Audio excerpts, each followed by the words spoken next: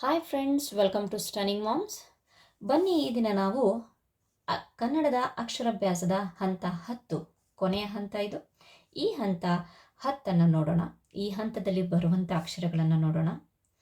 Friends, ಮಗು ಈ 10 ಹಂತಗಳನ್ನು ಕಲಿತ ಅಥವಾ ಫಿನಿಶ್ ಮಾಡ್ದ ಅಂತ ಅಂದರೆ ಅವನಿಗೆ ಕನ್ನಡದ ಎಲ್ಲ ವರ್ಣಮಾಲೆಗಳ ಅಕ್ಷರ ಪರ್ಫೆಕ್ಟಾಗಿ ಪರಿಚಿತ ಆಗಿರುತ್ತೆ ಅಂತ. ಇನ್ನು ಕೆಲವೊಂದು ಶಾಲೆಗಳಲ್ಲಿ ಅಥವಾ ಕೆಲವು ಪೇರೆಂಟ್ಸು ಟ್ರೆಡಿಷನಲ್ ಮೆಥಡಲ್ಲಿ ಅದಿಂದ ಳವರೆಗೆ ಕಲಿಸ್ತಾರೆ. ಸ್ಟಾರ್ಟಿಂಗಲ್ಲೇ ಫಸ್ಟು ಕನ್ನಡವನ್ನು ಕಲಿಸ್ತಿರುವಾಗ ಆದಿಂದ ಳವರೆಗೆ. ಆದರೆ ಕೆಲವೊಂದು ಶಿಕ್ಷಣ ತಜ್ಞರು ಏನು ಮಾಡಿದ್ರು, ಆ ಒಂದು ಮೆಥಡ್ಗಿಂತ ಈ ಒಂದು ಅಕ್ಷರಾಭ್ಯಾಸದ 10 ಹಂತಗಳನ್ನು ಫಾಲೋ ಮಾಡಿದ್ರೆ ಮಗು ಈಸಿಯಾಗಿ ಯಾವತ್ತೂ ಮರೆಯದಂತೆ ಕನ್ನಡವನ್ನು ಕಲಿತಾನೆ ಅಂತ ಹೇಳಿಬಿಟ್ಟು ಅವರ ಅಭಿಪ್ರಾಯ ಪಟ್ಟಿದ್ದಾರೆ.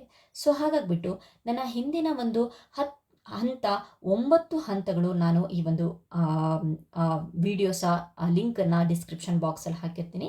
ಸೊ ಅದನ್ನು ನೀವು ನೋಡಬಹುದು. ಇದು ಲಾಸ್ಟ್ ಹಂತ 10. ಇಲ್ಲಿಯವರೆಗೆ ನೀವು ನಮ್ಮ ಚಾನಲನ್ನು ಸಬ್ಸ್ಕ್ರೈಬ್ ಮಾಡಿಲ್ಲ ಅಂತಂದರೆ ಪ್ಲೀಸ್ ಸಬ್ಸ್ಕ್ರೈಬ್ ಮಾಡಿ. ಬನ್ನಿ ನೋಡೋಣ. ಹಂತ 10 ಇದರಲ್ಲಿ ಯಾವ್ಯಾವ ಅಕ್ಷರಗಳು ಬರುತ್ತೆ? ಅಂ, ಅಹ, ಜ್ಞ, ಜ್ಞ. ಇದಕ್ಕೆ ರಿಲೇಟೆಡ್ ಆಗಿರುವಂತಹ ಪದಗಳನ್ನು ಬರೆಯೋಣ.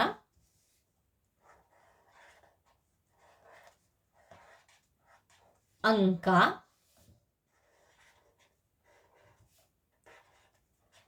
ಆ ಸೊನ್ನೆಗ ಅಂಗ,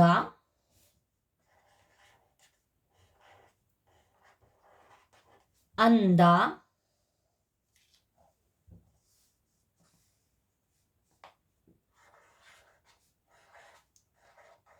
ಅಂತ, ಅಂಚಲ, ಅಂಗಳ,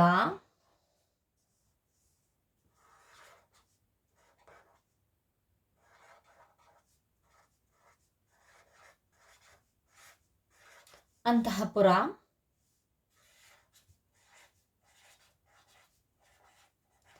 ಅಂಕಣ,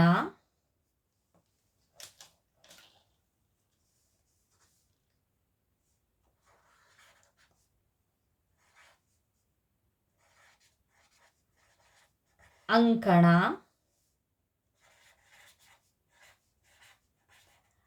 ಮಂಗ,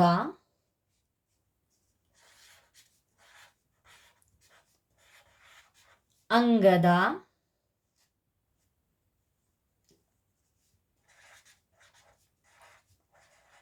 ಕಂಬ,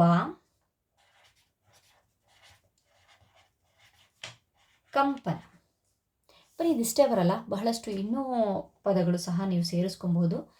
ಈ ಒಂದು ಪದಗಳನ್ನು ಮತ್ತೊಂದ್ಸಲಿ ಓದೋಕ್ಕೆ ಇಷ್ಟಪಡ್ತೀನಿ. ಅಂಕ, ಅಂಗ, ಅಂದ, ಅಂತ, ಅಂಚಲ, ಅಂಗಳ, ಅಂತಃಪುರ, ಅಂಕಣ, ರಿಪೀಟ್ ಆಗಿದೆ, ಮಂಗ, ಅಂಗದ, ಕಂಬ, ಕಂಪನ.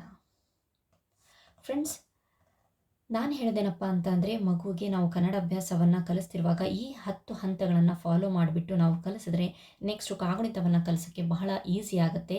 ಮತ್ತು ಇಲ್ಲೇ ಒಂದು ಮಕ್ಕಳು ವರ್ಡ್ಸ್ಗಳನ್ನು ಓದ್ರಿಂದ ಅವರಿಗೆ ಕನ್ನಡವನ್ನು ನಾವು ಓದ್ತಾ ಇದ್ದೀವಿ, ಎಷ್ಟು ಈಸಿಯಾಗಿ ಓದ್ತಾ ಇದ್ದೀವಿ ಅನ್ನೋ ಒಂದು ಕಾನ್ಫಿಡೆನ್ಸ್ ಅವರಲ್ಲಿ ಬೆಳೆಯುತ್ತೆ. ಮತ್ತು ಒಂದು ಪಾಸಿಟಿವ್ ಆ್ಯಟಿಟ್ಯೂಡ್ ಸಹ ಬೆಳೆಯುತ್ತೆ. ಸೊ ಇಲ್ಲಿಯವರೆಗೆ ನಮ್ಮ ಚಾನಲನ್ನು ವೀಕ್ಷಿಸೋದಕ್ಕೆ ತುಂಬ ಧನ್ಯವಾದಗಳು. Thank you friends.